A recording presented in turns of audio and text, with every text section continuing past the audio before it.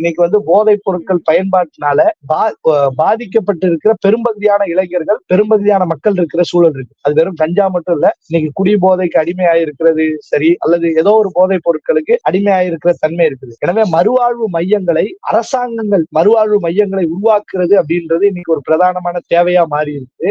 போதையினால் பாதிக்கப்பட்டிருக்கிறவர்களை மீட்டெடுக்கிற வேலையை செய்ய வேண்டியது அரசினுடைய கடமையா இருக்கு. நீங்க இன்னைக்கு தமிழ்நாட்டுல வந்து ஏராளமான தனியார் மறுவாழ்வு மையங்கள் அமைக்கப்பட்டிருக்குது, செயல்படுத்தப்பட்டிருக்குது. அங்கெல்லாம் பாத்தீங்கன்னா என்ன சொல்றாங்கன்னா, இன்னைக்கு வந்து குடி போதையினாலோ அல்லது கஞ்சா போதையினாலோ பாதிக்கப்பட்டவங்களை கூட்டு போய் அடைத்து வைத்து அவர்களை வந்து அடைத்து வைத்து தாக்கி சித்திரவதை செய்யறதாக பல செய்திகள் ஊடகங்கள்ல நம்ம பார்க்க முடியுது. பல மறுவாழ்வு மையங்களை அது மாதிரி இருக்கிறத நம்ம பார்க்க முடியுது.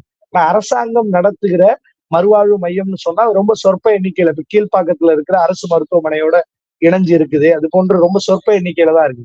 எனவே இதையெல்லாம் அதிகரிப்பதன் மூலமாக அந்த பாதிக்கப்பட்டவர்களை பாதுகாப்பதோடு இந்த குற்ற செயல்கள் நடப்பதையும் தடுப்பதற்கு அரசாங்கத்தினுடைய இந்த ஏற்பாடுகள் உதவியா இருக்கும் அப்படின்றதான் நாம நம்புறோம்.